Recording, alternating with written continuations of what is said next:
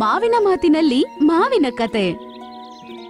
Hello friends, ನಾನು ಯಾರು ಅಂತ ನಿಮಗೆ ಗೊತ್ತೇ ಇರಬಹುದು. ಈ ಪ್ರಪಂಚದಲ್ಲಿ ಎಷ್ಟೋ ಫಲಗಳಿವೆ, ಆದರೆ ನನ್ನನ್ನೇ ಅಂದ್ರೆ ಮಾವಿನ ಹಣ್ಣನ್ನೇ ಯಾಕೆ ರಾಜ ಅಂತ ಕರೀತಾರೆ? ನನ್ನನ್ನು ತಿಂದೆ ಬೇಸಿಗೆಯಲ್ಲಿ ನೀವು ಇರಕ್ಕೇನೆ ಆಗಲ್ಲ. ಮತ್ತೆ ನನ್ನನ್ನು ಮೊದಲು ಯಾರನ್ನ ತಿಂದಿದ್ದು ಅಂತ ಗೊತ್ತಾ ನಿಮಗೆ? ಮತ್ತೆ ನಾನು ಕಾಡಿಂದ ಹೇಗೆ ನಿಮ್ಮ ಮನೆಗೆ ಬಂದೆ ಅಂತ ಗೊತ್ತಿಲ್ಲ ಅಂದ್ರೆ ಈ ಕತೆನ ನೀವು ನೋಡ್ಲೇಬೇಕು. ತುಂಬಾ ಕಾಲದ ಹಿಂದೆ ಈ ಊರಲ್ಲಿ ಪಾಪ ಒಂದು ಮಹಮ್ಮಾರಿ ಸೃಷ್ಟಿಯಾಗ್ಬಿಟ್ಟಿತ್ತು. ಇದು ಯಾವ ರೀತಿಯಾದ ರೋಗ ಮತ್ತೆ ಇದಕ್ಕೆ ಯಾವ ರೀತಿಯಾದ ಚಿಕಿತ್ಸೆ ಕೊಡ್ಬೇಕಂತ ಯಾರಿಗೂ ಗೊತ್ತಿಲ್ಲ. ಮನುಷ್ಯರಿಗೆ ಮಾತ್ರ ಅಲ್ಲ, ಪ್ರಾಣಿಗಳಿಗೆ ಕೂಡ ಇದೇ ಗತಿಯಾಗಿತ್ತು. ಚೋಟು, ನೀನ್ ನನ್ನ ತಮ್ಮ ಲಂಪಿನ ನೋಡಿದ್ಯಾ? ಹಾ, ನಿನ್ನೆ ಸಂಜೆ ಕೆರೆ ಹತ್ರ ಅವನು ಕುತ್ಕೊಂಡಿದ್ದ. ಅವನ ಆರೋಗ್ಯ ಸರಿ ಇರಲಿಲ್ಲ ಅನ್ಸುತ್ತೆ. ನಾನು ಅವನ ಹತ್ರ ಸ್ವಲ್ಪ ಮಾತಾಡ್ದೆ, ಮತ್ತಲ್ಲಿಂದ ಬಂದೆ. ಆದ್ರೆ ಅವನು ಮನೆಗೆ ಬಂದಿಲ್ವಲ್ಲ. ಬೇಗ ಹೊರಡು, ಮೊದ್ಲವನನ್ನ ಹುಡುಕ್ಬೇಕು. ಈಗ ಇವರಿಬ್ರು ನದಿಯ ಬಳಿ ಓಡಿ ಹೋಗ್ತಾರೆ. ಅವರು ಅಲ್ಲೋಗ್ ನೋಡ್ತಾರೆ, ಪಾಪ ಅವರ ಸಹೋದರರಾದ ದೊಡ್ಡ ಕರಡಿ ಸತ್ತೋಗಿರ್ತಾನೆ. ಅದನ್ನ ನೋಡಿ ಅವ್ರಿಗೆ ತುಂಬಾ ಬೇಜಾರಾಗತ್ತೆ. ಅದರ ಬಳಿ ಇನ್ನೂ ಜಾಸ್ತಿ ಮೃಗಗಳು ನಿಂತಿರುತ್ತವೆ. ಲಂಪಿ, ಏಳೋ ಏಳೋ ನನ್ನ ತಮ್ಮ. ಹಂಗಂತೇಳಿ ಮೋಂಟು ಪಾಪ ಜೋರಾಗಿ ಅಳಕ್ ಶುರು ಮಾಡ್ತಾನೆ. ಮೊಂಟಿ ಅಣ್ಣ, ಅವನ ಬೆರಳನ್ನೆಲ್ಲ ನೋಡು, ಅದೆಲ್ಲ ನೀಲಿಯಾಗೋಗಿದೆ. ಅಂದ್ರೆ ಇವನಿಗೆ ಅದೇ ಮಹಾಮಾರಿಯಿಂದಾಗಿದೆ. ಇದರಿಂದ ನಮಗೆ ಸೊಲ್ಯೂಷನ್ ಸಿಕ್ತಿಲ್ವಲ್ಲ. ಆಮೇಲೆ ಎಲ್ಲಾ ಜಂತುಗಳು ಆಕಾಶದ ಕಡೆ ಅದರ ತಲೆಯನ್ನು ಎತ್ತಿ ಪಾಪ ಅಳದಕ್ಕೆ ಶುರು ಮಾಡ್ತವೆ. ಅಯ್ಯೋ ದೇವ್ರೆ, ದೇವ್ರೆ, ನಾವ್ ಯಾರಿಗೂ ಏನ್ ಕೆಟ್ಟದನ್ನು ಯೋಚನೆ ಮಾಡಲ್ಲ, ಆದ್ರೆ ನಮಗ್ ಮಾತ್ರ ಯಾಕಪ್ಪ ಈ ಶಿಕ್ಷೆ? ಈ ಮಹಮ್ಮಾರಿ ಹೆಂಗಾದ್ರೂ ನಮ್ಮ ಕಾಡಿಂದ ಹೋಗ್ಬಿಡ್ಬೇಕು. ನೀನೇ ಆಶೀರ್ವಾದ ಮಾಡ್ಬೇಕಪ್ಪ.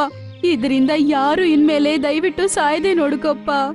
ಹೇ ದೇವ್ರೆ, ಜಂತುಗಳಾದ ನಾವು ಯಾರಿಗೂ ಕೆಟ್ಟದನ್ನ ಯೋಚನೆ ಮಾಡಲ್ಲ, ನಾವ್ ಮಾತ್ರ ಯಾಕಪ್ಪ ಕಷ್ಟ ಪಡ್ಬೇಕು? ದಯವಿಟ್ಟು ನಮಗೆ ಸಹಾಯ ಮಾಡಪ್ಪ. ಮಹಾಮಾರಿ ಹೆಂಗಾದ್ರೂ ಹೋಗ್ಬಿಡ್ಬೇಕು.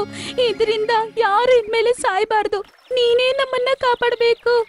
ಆಮೇಲೆ ಅವ್ರ ಹಂಗಂದಿದ ತಕ್ಷಣ ಆಕಾಶದಿಂದ ಜೋರಾಗಿ ಮಳೆ ಬರಕ್ಕೆ ಶುರು ಆಗ್ಬಿಡುತ್ತೆ. ಎಲ್ಲಾ ಜಂತುಗಳು ಮಳೆಯಿಂದ ಅವ್ರು ಕಾಪಾಡ್ಕೊಳ್ಳೋದಕ್ಕೆ ಅಲ್ಲೂ ಇಲ್ಲೂ ಓಡಕ್ ಶುರು ಮಾಡ್ತಾರೆ. ಆಕಾಶದಿಂದ ಮಳೆಯ ಜೊತೆಗೆ ಒಂದು ಬೀಜ ಬಂದು ಭೂಮಿ ಮೇಲೆ ಬೀಳುತ್ತೆ. ಮಳೆ ಬಿದ್ದಿದ್ರಿಂದ ಅಲ್ಲಿರುವ ಮಣ್ಣೆಲ್ಲ ತುಂಬಾ ತೇವ ಆಗಿರುತ್ತೆ. ಆದ್ರಿಂದ ಆ ಬೀಜ ತುಂಬಾನೇ ಸುಲಭವಾಗಿ ಭೂಮಿ ಒಳಗಡೆ ಹೋಗ್ಬಿಡುತ್ತೆ. ಪೂರ್ತಿಯಾಗಿ ಅದು ಮಾಯೆ ಆಗ್ಬಿಡುತ್ತೆ. ಮಾರನೇ ದಿನ ಬೆಳಗ್ಗೆನೆ ಅವ್ರೆಲ್ಲರೂ ನೀರ್ ಕುಡಿಯೋಣ ಅಂತ ನದಿಯ ಬಳಿ ಬರ್ತಾರೆ. ಅಲ್ಲಿ ನೋಡಿದ್ರೆ ಅಲ್ಲಿ ಏನೋ ಒಂದ್ ಮರ ಇರುತ್ತೆ. ಅರೆ, ಕೆರೆ ಹತ್ರ ಈ ಮರ ಹೇಗ್ ಬಂತು? ಅದು ಕೂಡ ಒಂದೇ ದಿನದಲ್ಲಿ. ಆಮೇಲೆ ಆ ಮರದಲ್ಲಿ ಒಂದು ಮಾವಿನಕಾಯಿ ಬಿಟ್ಟಿರುತ್ತೆ. ಆದ್ರೆ ಅದು ಮಾವಿನಕಾಯಿ ಅಂತ ಇಲ್ಲಿನವರೆಗೂ ಯಾರಿಗೂ ಗೊತ್ತಿರಲ್ಲ. ಅರೆ, ಆ ಫಲವನ್ನ ನೋಡಿದ್ಯಾ? ಎಷ್ಟು ಬೇಗ ದೊಡ್ಡದಾಯ್ತದು. ಇದಂತೂ ಚಮತ್ಕಾರನೇ. ಅಯ್ಯೋ ಅಯ್ಯೋ, ನೋವಾಗ್ತಿದೆ. ಇವಾಗ ಎಲ್ಲಾರಿನ ಗಮನ ಅಲ್ಲಿಂದ ಓಡ್ ಬರ್ತಿರುವ ಚೋಟು ಜಿಂಕೆ ಮೇಲೆ ಬೀಳುತ್ತೆ. ಅವನು ಕಿರ್ಚುತ್ತಾ ಆ ಕಡೆ ಓಡ್ ಬರ್ತಾ ಇರ್ತಾನೆ. ಏನಾಯ್ತು ಚೋಟು ಜಿಂಕೆ? ಏನಾಯ್ತು ನಿಂಗೆ? ನನ್ನ ಕೈ ಕಾಲನ್ನ ನೋಡಿ. ಎಲ್ಲರೂ ನೋಡ್ತಾರೆ, ಚೋಟು ಜಿಂಕೆಯ ಕಾಲು ಮತ್ತೆ ಕೈ ಪಾಪ ಬ್ಲೂ ಕಲರ್ ಆಗ್ಬಿಟ್ಟಿರುತ್ತೆ. ಅರೆ ಚೋಟು ಜಿಂಕೆ, ನಿಂಗೂನು ಅದೇ ರೋಗ ಬಂದಿದೆ ಅನ್ಸುತ್ತೆ. ಹೌದು ಅನ್ಸುತ್ತೆ. ನಾನಂತೂ ಸಾಯ್ತಿದ್ದೀನಿ. ನಿಮ್ಮೆಲ್ರನ್ನ ನೋಡಿ ಖುಷಿ ಆಯ್ತು ನಂಗೆ. ಹಂಗಂತ ಹೇಳಿ ಚೋಟು ಕೆಳಗಡೆ ಬಿದ್ಬಿಡ್ತಾನೆ. ತುಂಬಾ ಜೋರಾಗಿ ಉಸಿರಾಡಕ್ ಶುರು ಮಾಡ್ತಾನೆ. ಅಯ್ಯೋ ಈಶ್ವರ, ಈ ಹುಡುಗನ್ನ ಕಾಪಾಡೋ, ಇವನು ಸಾಯೋದ್ ನೋಡಕ್ಕಾಗ್ತಿಲ್ಲ. ಆಗ ಅವನಿಗೆ ಒಂದು ಶಬ್ದ ಕೇಳಿಸುತ್ತೆ.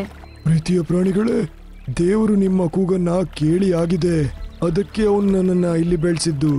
ಅರೆ, ಮರವಾಗಿ ನೀನು ಹೇಗ್ ಮಾತಾಡ್ತೀಯಾ? ಈ ಮಹಾಮಾರಿಯಿಂದ ನೀವು ಮಾತ್ರ ಅಲ್ಲ, ಮನುಷ್ಯರು ಜೂಜ್ತಾರೆ. ಮನುಷ್ಯರು ಮಾಡಿದ್ದನ್ನ ತಿಂತಾರೆ, ಆದ್ರೆ ನೀವು ಯಾರಿಗೂ ತಪ್ಪು ಮಾಡಿಲ್ಲ. ಅದಕ್ಕೆ ದೇವರು ನನ್ನನ್ನ ಕಳ್ಸಿದಾನೆ. ನನ್ನ ಕೊಂಬೆಯ ಮೇಲೆ ಈ ಹಣ್ಣನ್ನ ತುಂಡು ಮಾಡಿ ಚೋಟುಗೆ ತಿನ್ಸ್ಬಿಡಿ, ಮತ್ತೆ ಚಮತ್ಕಾರ ನೋಡಿ.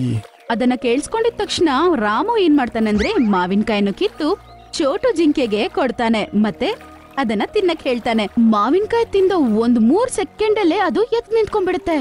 ಅರೆ ವಾ, ನಾನಂತೂ ಸರಿಯಾಗೋದೆ. ಈ ಹಣ್ಣಂತೂ ತುಂಬಾ ಸಿಹಿಯಾಗಿದೆ. ಇಂಥ ಹಣ್ಣನ್ನ ನಾನು ತಿಂದೇ ಇಲ್ಲ. ಪ್ರಾಣಿಗಳೇ, ಇದು ಸ್ವಾದಿಷ್ಟವಾಗಿರೋದರ ಜೊತೆಗೆ ಮಹಾಮಾರಿಯನ್ನ ಕೊಲ್ಲಲು ಸಿದ್ಧವಾಗಿದೆ. ಇದರ ಹೆಸರು ಮಾವಿನಹಣ್ಣು ಅಂತಿಡಿ. ಇದು ತುಂಬಾ ಫೇಮಸ್ ಆಗ್ಬೇಕು. ಇದನ್ನ ಒಮ್ಮೆ ತಿಂದವರು ಮತ್ತೆ ಮತ್ತೆ ತಿಂತಾ ಇರ್ಬೇಕು ಅಂತ ಅನಿಸ್ಬೇಕು. ಇದನ್ನ ತಿಳ್ಕೊಂಡಿದ ತಕ್ಷಣ ಅಲ್ಲಿರುವ ಎಲ್ಲಾ ಜಂತುಗಳು ಮಾವಿನಕಾಯನ್ನ ತಿನ್ನುತ್ತವೆ. ತಿಂದ್ಮೇಲೆ ಅವ್ರಿಗೆ ಯಾವ ಮಹಮ್ಮಾರಿನೂ ಬಂದಿಲ್ಲ. ಅದು ಮಾತ್ರ ಅಲ್ಲದೆ ಕಾಡಲ್ಲಿ ಸುತ್ತಕೊಂಡಿರುವ ಈ ಮಹಮ್ಮಾರಿ ಡಿಸೀಸ್ ಎಲ್ಲಾನು ಮಾಯ ಆಗ್ಬಿಡುತ್ತೆ. ಒಂದಿನ ಒಂದು ವ್ಯಾಪಾರಿ ಕಾಡೊಳಗಡೆ ಬರ್ತಾನೆ. ಅವನ ಭುಜದ ಮೇಲೆ ಒಂದು ಗಿಳಿ ಕೂತಿರುತ್ತೆ, ಮತ್ತೆ ಕೈಯಲ್ಲಿ ಗೊಡ್ಡಲೆ ಇಟ್ಕೊಂಡಿರ್ತಾನೆ. ನಾನು ಹೇಳ್ತಿದ್ದೆ ಅಲ್ವಾ ನಿನ್ಗೆ, ಅದೇ ಮರ ಇದು. ಓ, ಇದೇನದು? ಇದನ್ನ ತಿಂದ್ರೇನೆ ಮಹಾಮಾರಿಯಿಂದ ಮುಕ್ತಿ ಹೊಂದುತ್ತಾರಾ ಹೇಗೆ? ಈಗಲೇ ಇದನ್ನ ತುಂಡು ಮಾಡ್ತೀನಿ.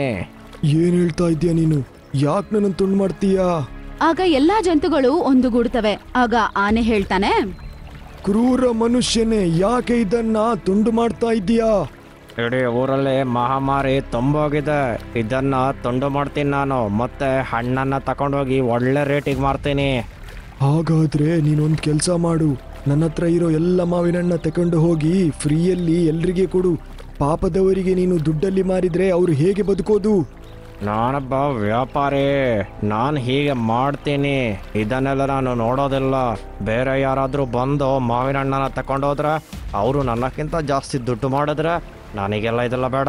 ಅವನು ಆ ಮರವನ್ನು ಒಡ್ದಕಣ ಅಂತ ಹೋಗ್ತಾನೆ. ಆಗ ಎಲ್ಲ ಜಂತುಗಳು ಕಿರ್ಚೋದನ್ನ ಕೇಳಿಸ್ಕೊಂಡು ವ್ಯಾಪಾರಿ ತಲೆ ತಿರುಗಿ ಕೆಳಗಡೆ ಬೀಳ್ತಾನೆ. ಇದು ನಂಗೆ ಏನಾಗ್ತಾ ಇದೆ? ಏನಾಯ್ತು ನಿಂಗೆ? ಎದ್ದಳು, ಎದ್ದು ಮೇಲೆ ಎದ್ದಳು. ಆಲ್ರೆಡಿ ನಿನ್ನ ಕೈ ಕಾಲೆಲ್ಲ ನೀಲಿ ಆಗ್ತಿದೆ. ಇವನಿಗೆ ನನ್ನ ಮರದಿಂದ ಒಂದು ಹಣ್ಣನ್ನು ಕೊಡು. ಇಲ್ಲ ಮರವೇ, ನೀನು ಇವನಿಗೆ ಕೊಟ್ರೆ ಇವನು ನಿನ್ನನ್ನ ಕೊಂದಾಗ್ತಾನೆ. ನನ್ನನ್ನ ಬದುಕಿಸೋಕೆ ಅಂತಾನೆ ದೇವ್ರು ಮಾಡಿರೋದು. ನನ್ನ ಎದುರಿಗೆ ಯಾರಾದ್ರೂ ಸಾಯ್ತಾ ಇದ್ರೆ ಅದನ್ನ ನೋಡ್ಕೊಂಡಿರಕ್ಕಾಗಲ್ಲ ನಂಗೆ. ಇವನನ್ನ ಕಾಪಾಡಿ. ಇವನು ಏನ್ ಬೇಕಾದ್ರೂ ಮಾಡ್ತಾನೆ ಇರ್ಲಿ. ಆನೆಗೆ ಇಷ್ಟ ಇಲ್ಲ ಅಂದ್ರೂ ಕೂಡ ಅವನು ಆ ಮಾವಿನಕಾಯನ್ನು ಕಿತ್ತು ಆ ಮನುಷ್ಯನಿಗೆ ಕೊಡುತ್ತೆ. ವ್ಯಾಪಾರಿ ಮಾವಿನಕಾಯಿ ತಿಂದಿದ ತಕ್ಷಣ ಅವನ ಆರೋಗ್ಯ ಸರಿ ಆಗ್ಬಿಡುತ್ತೆ. ಮತ್ತೆ ಅವನು ಎದ್ದು ನಿಂತ್ಕೋತಾನೆ. ಧನ್ಯವಾದ ಮರವೇ ಮತ್ತೆ ಎಲ್ಲ ಪ್ರಾಣಿಗಳೇ. ನಾನು ತುಂಬ ಕೆಟ್ಟವನು. ಇನ್ನು ನಾನು ಹೀಗೆ ಮಾಡಲ್ಲ. ನನ್ನ ಜೀವನನ ನೀವು ಕಾಪಾಡಿದ್ದೀರಾ. ನನ್ನನ್ನು ಕ್ಷಮಿಸ್ಬಿಡಿ. ನಾನಿಲ್ಲಿಂದ ಹೋಗ್ತೀನಿ. ಇಲ್ಲ, ನೀನು ಹೀಗೆ ಹೋಗೋಂಗಿಲ್ಲ. ನೀನು ಬದುಕಿಬಿಟ್ಟೆ, ಆದರೆ ಬೇರೆಯವರು ಹೇಗೆ ಬದುಕೋದು? ಹೌದಲ್ವಾ? ನನ್ನ ಹಣ್ಣನ್ನು ತೆಗೆದುಕೊಂಡು ಹೋಗಿ ಮನುಷ್ಯರಿಗೆ ಕೊಡು. ಮತ್ತೆ ಇದರ ಬೀಜದಿಂದ ಅಲ್ಲೇ ನನ್ನ ಮತ್ತೊಂದು ಮರ ಬೆಳೆಯುತ್ತೆ. ಮತ್ತೆ ಎಲ್ಲ ಕಡೆ ನನ್ನ ಮರಗಳು ಬೆಳೆಯುತ್ತೆ. ಮತ್ತೆ ಜನರಿಗೆ ಏನು ಸಮಸ್ಯೆ ಆಗಲ್ಲ. ಅದನ್ನ ಕೇಳಿಸ್ಕೊಂಡಿದ ತಕ್ಷಣ ವ್ಯಾಪಾರಿ ಸ್ವಲ್ಪ ಮಾವಿನಕಾಯಿಗಳನ್ನು ಕಿತ್ಕೊಂಡು ಅಲ್ಲಿಂದ ಹೋಗ್ಬಿಡ್ತಾನೆ. ಹೀಗೆ ಆ ವ್ಯಾಪಾರಿ ನನ್ನನ್ನ ಪೇಟೆಗೆ ತೆಗೆದುಕೊಂಡು ಬಂದ. ಮತ್ತೆ ನನ್ನ ಬೀಜದಿಂದ ನನ್ನ ಮರನ ಬೆಳೆಸೋಕೆ ಶುರು ಮಾಡ್ದ. ಹೀಗೆ ಮಾಡ್ತಾ ಮಾಡ್ತಾ ಆ ಮಹಾಮಾರಿಯ ಮೂಲವೇ ನಶಿಸಿ ಹೋಯ್ತು. ಮತ್ತೆ ಜನರೆಲ್ಲ ಖುಷಿಯಿಂದ ಇದ್ರು. ಸ್ನೇಹಿತರೆ, ನನ್ನ ಕತೆ ನಿಮಗೆ ಹೇಗನ್ನಿಸ್ತು ಅಂತ ಹೇಳಿ ಅದನ್ನ ನೀವು ಕಮೆಂಟ್ ಮಾಡಿ. ಮತ್ತೆ ನಿಮಗೆ ಇಷ್ಟನೋ ನಾನೋ ಅಲ್ವೋ ಅಂತ ಕೂಡ ಹೇಳಿ.